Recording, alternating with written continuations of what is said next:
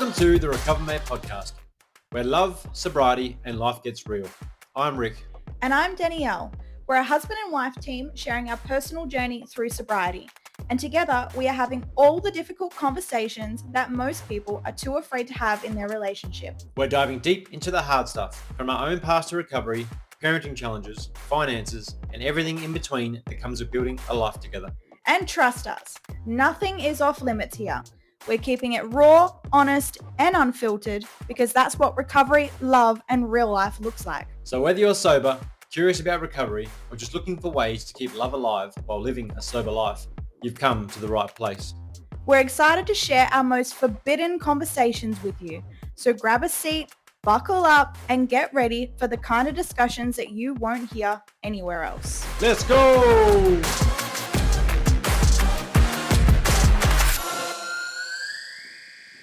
On today's episode of the RecoverMate podcast, we decided we're going to change it up a little bit and talk about a topic that I'm sure a lot of you have been wondering about, and that's 0% alcohol.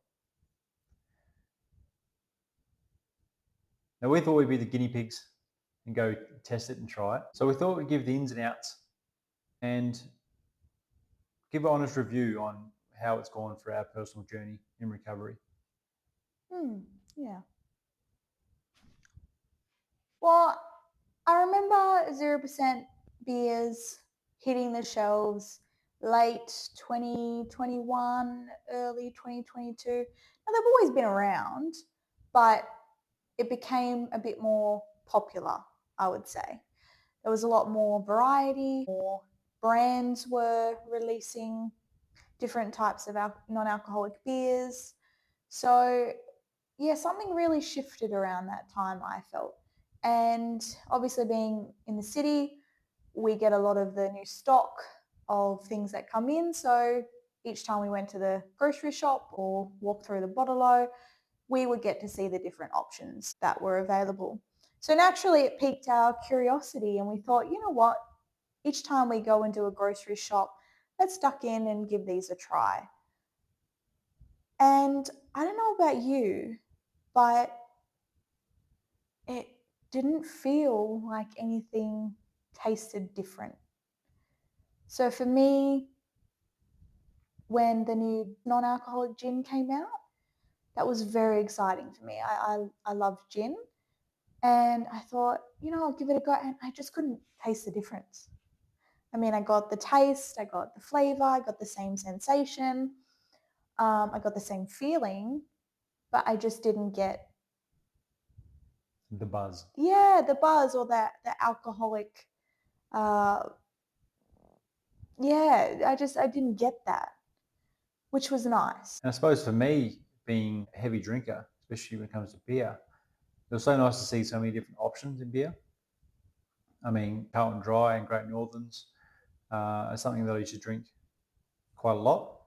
So to have that in a 0% beer was so nice to be able to go, I can get that taste back without being compromised with the alcohol. So it was allowing you to then go have a beer. You can sit with the family and have a beer, or go out and have a couple of those 0% beers and be able to drive home and be able to come home and hold a conversation. And with that, you don't get that sensation of having to have more and more and more. Like I can have two and be fine.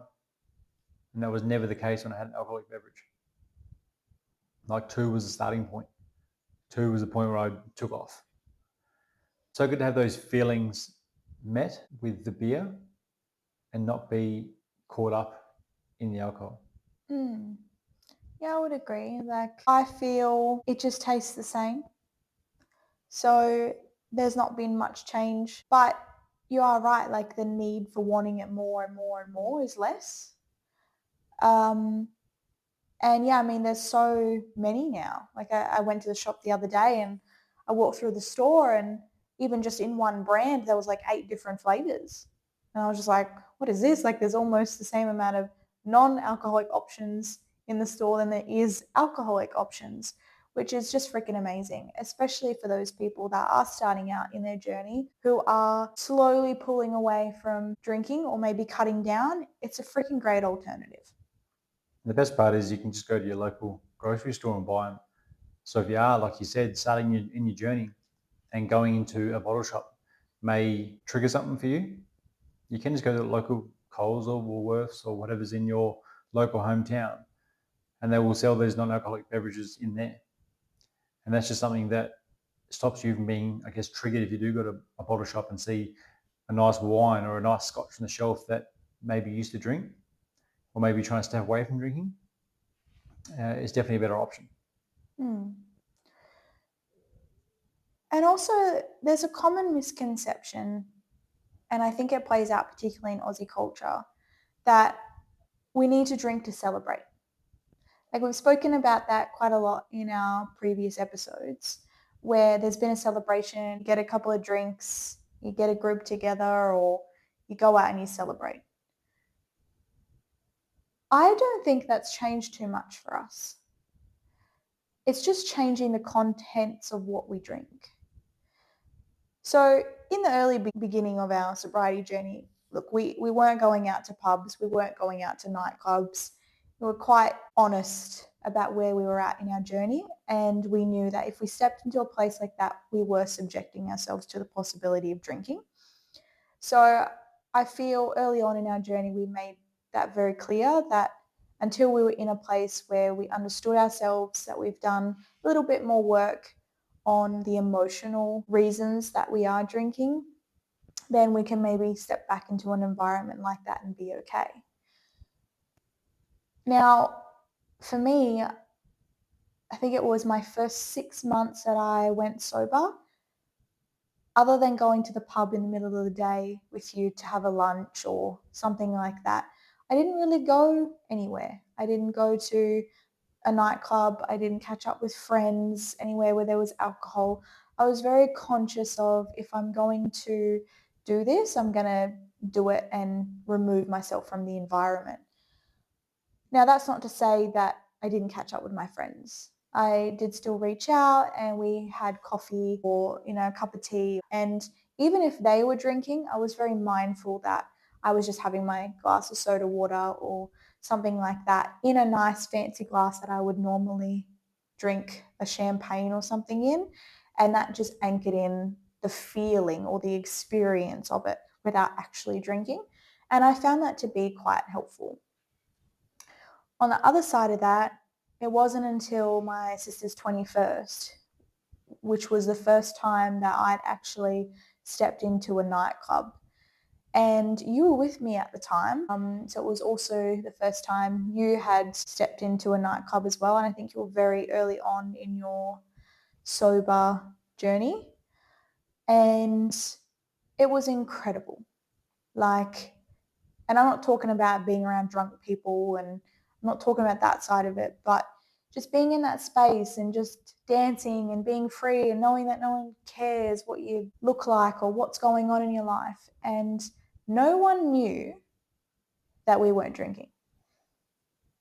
And I mean, of all places to test us, it was like an old stomping ground back in a hometown. So if anything was going to test us, it was that.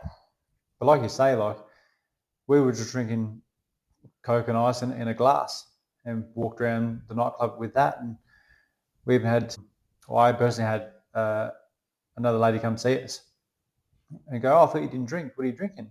I was like, "No, it's just Coke and ice."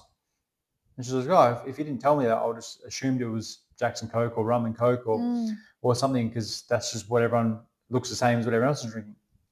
So that's the benefit of drinking the way they've served it to me, is that no one asks questions.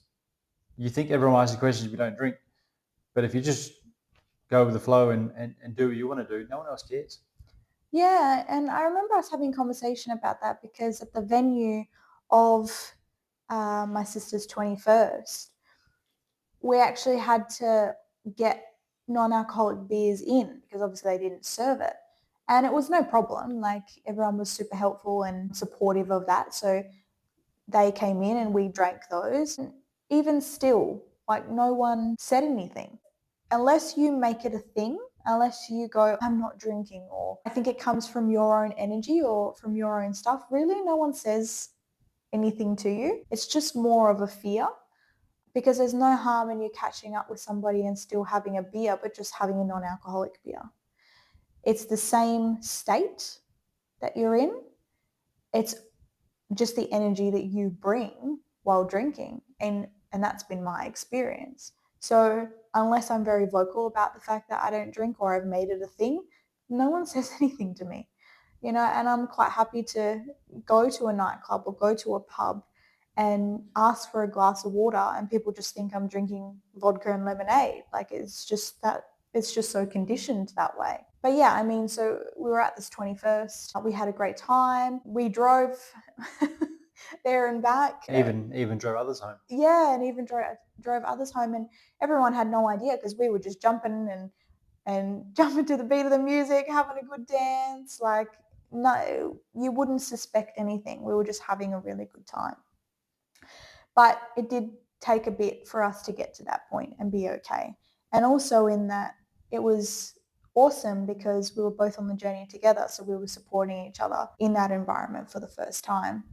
Now, I'm not saying it's a good idea to do that every weekend by any means, but on those special occasions, like a 21st, where it'll be awesome to go out and party with my younger sister and experience that, I just got to do it sober, and I still allowed myself and gave myself permission to have fun and let my hair down regardless if I was drinking or not.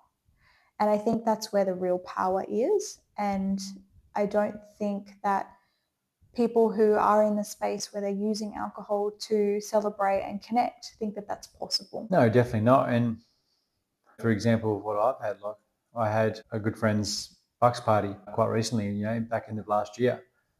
And the same sort of thing, like we caught a bus, we had a bit of a golf day, pub hopped around the local hometown. And in that, on the bus, obviously they brought beers. So they asked the guys what beers they wanted to drink. And I just stated to them, hey, look guys, I don't drink. Any chance we get some 0% beers?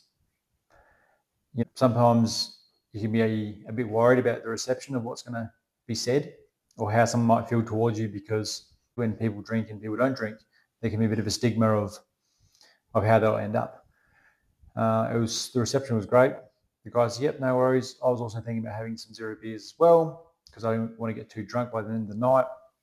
I'll buy a bunch of them, chuck them in the esky, and no stress. So yep, beautiful, no worries. I'll see you boys there. We catch up for the day. Have a great day with all the guys.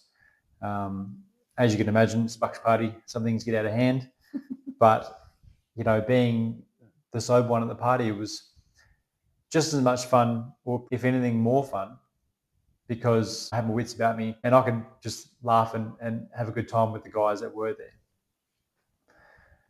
So I remember towards the back end of the night, this is probably maybe an 8-hour period by then from when we started to at this point. We're at one of the local pubs there, and one of the guys came up to me who I'd been with all day, and obviously he's seen me drinking all day, but not understanding that it was 0%. And he comes up to me and goes, so how you going? I said, yeah, I'm good. How you going, man? He goes, so you getting there? And I was like, getting where, mate? What do you mean? He goes, are you getting there? And I was like, and I understood what he meant after that. I was like, no, man, I don't drink. And he goes, oh, what do you mean? I see you drinking all day. I said, no, I've been having zeros all day, and I'm having a Coke now at the pub with all the guys. And he goes, oh, I had no idea. Like I just assumed that you were drinking with everyone else, and somehow you must have held your liquor more, or held your liquor better. And I said, no, look, man, I don't drink. That's not something I do anymore. But I want to come out and spend time with you guys and have a good day. And he goes, no, that's incredible. Like I wish I could do that as well. You've been great here this whole time. Like I would not have known if I didn't ask you. So this is something where 2 years ago I might have thought this could never happen for the reason that you get called names or people think differently of you, sort of thing. Now the question, I know people who are listening are wondering, did you still have a good time? I had a great time. I really enjoyed the day. And I think my favourite part of the day, besides the Bucks, was the fact that, you come pick me up with the kids, and we went back to your parents' house, and we were able to have some Chinese together and all have a good conversation and still end the night on a high. I've been to a few other Bucks parties where it gets out of hand, especially if you are drinking alcohol, where there was no chance that I was coming home that night to have a genuine conversation to the fact that your mother probably wouldn't let me in the house. This is true. So to come home and spend time with family afterwards, after having such a great day with all the guys, able to have beers with them and really enjoy the afternoon, to come home and really get to connect again with you and with the kids, and an extended family was just another highlight that I've never thought would be such a beautiful thing. Yeah. I remember that day, in the morning, I was recording a podcast for one of my good friends. And I was saying in the podcast that this is the first time that you're, going out and experiencing a buck sober. And I said, we're visiting our hometown at the moment. It's kind of a full circle moment where we left there. We were both not in a really great place or had a good relationship with alcohol. Now we're back here sober, and we're here for a whole week staying with my parents. It did bring some stuff up. It was like, okay, how is he going to handle the day? And this was a test for you. This was a test for me. And it was just like, we just have to see what happens. But I remember I got a text from you, I think once throughout the day, just checking in and letting me know that you're having a good time and everything was going well. And yeah, and I said to you, like, how are you enjoying it? And you're just like, I'm having a fucking great time. Like, we're all having a laugh. There was games set up. And even though you were pub hopping and things like that, even just being around the guys and having a chat and a chin wag and, catching up with people you haven't seen in a while, and all of that is an experience in itself. And I think the biggest thing is that when you give yourself permission to have fun without alcohol and you really break through that barrier, like, it doesn't really matter anymore.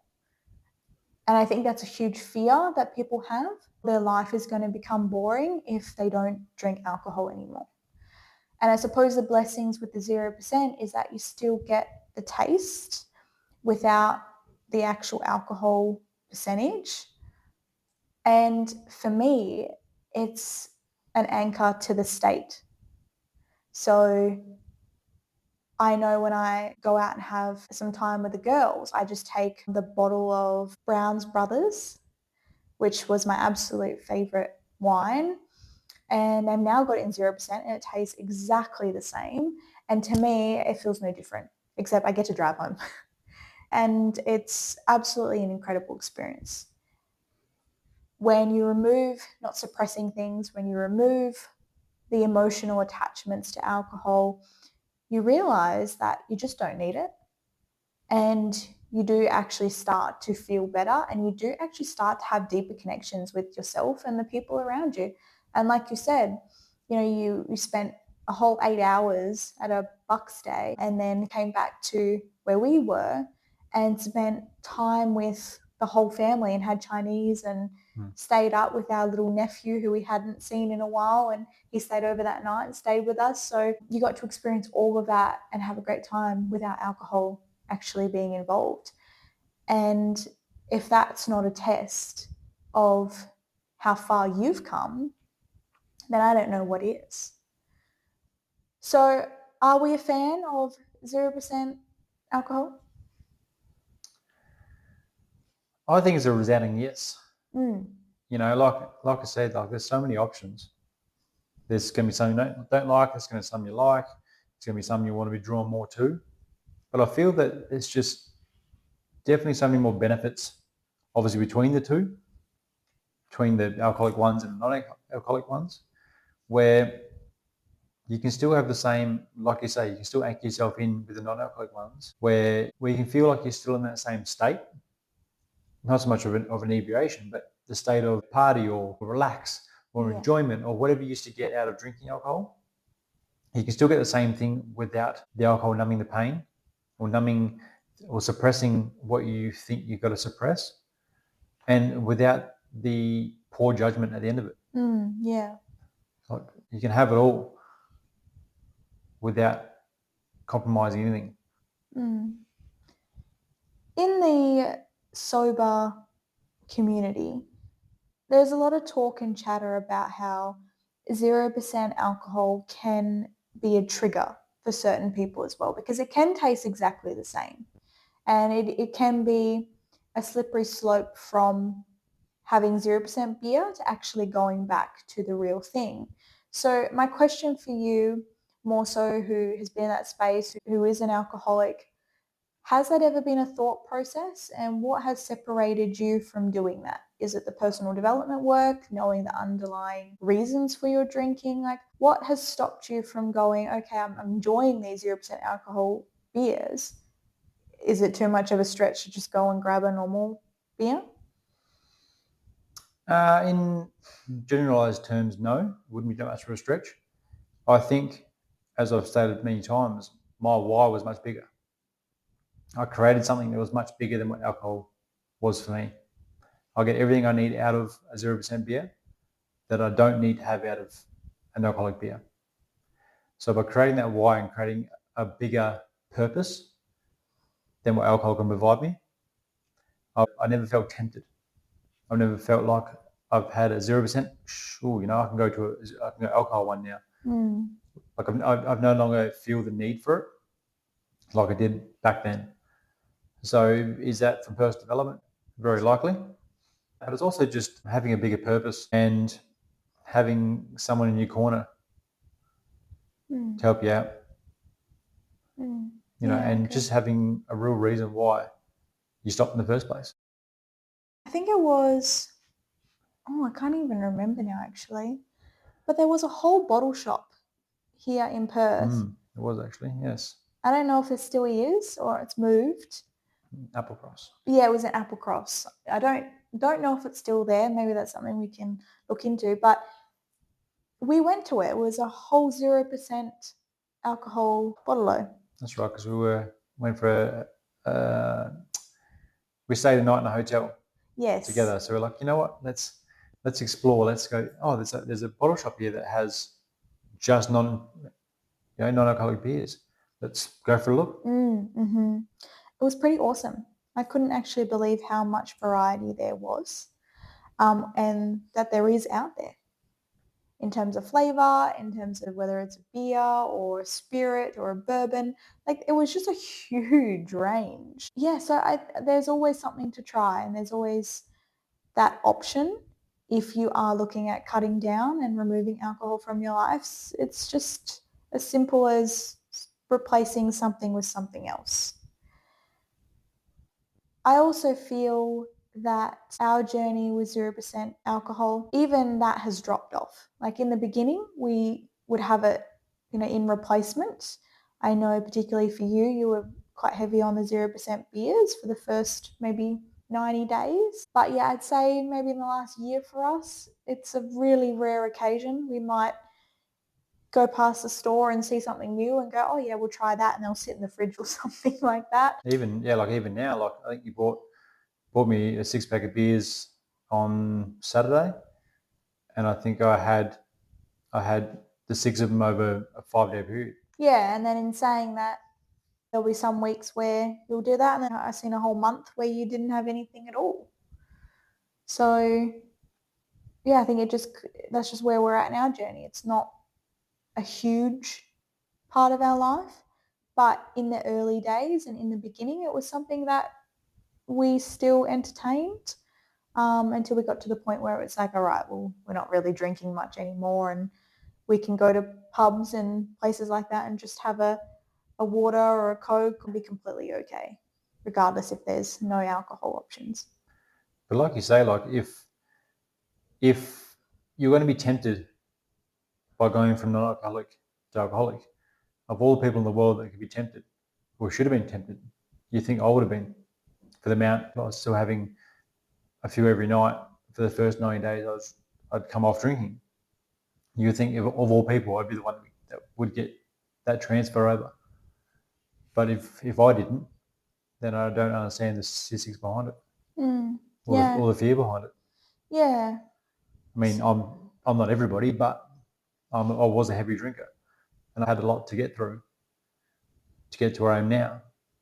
So for the first 90 days, if I was having a decent amount, I suppose, then of non-alcoholic, why did I never go to the full thing?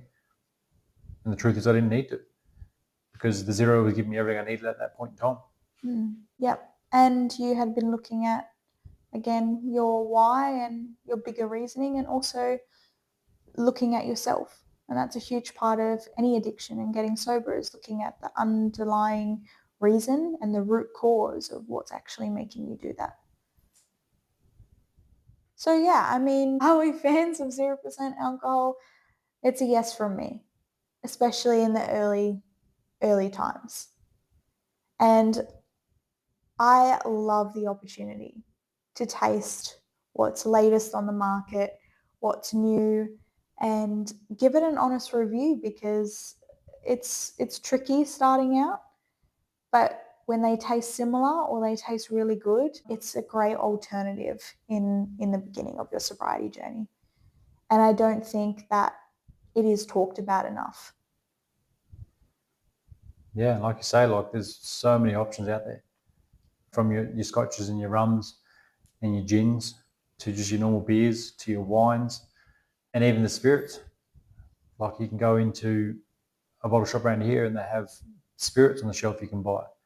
They have non-alcoholic websites where you can purchase, rums and bourbons and gins and vodkas and everything else that they have on there. So there's just so many different options, and there's so many more for us to try. And we'd love to hear from you guys. If there's any that you've ever tried or any new ones you might have found, send them through to us. Let us know. We're open to trying new ones, and we love to try them with you. Yeah, for sure. Be the guinea pigs. Well, thanks guys for listening to another episode of the RecoverMate podcast. We'll see you next time. Much love.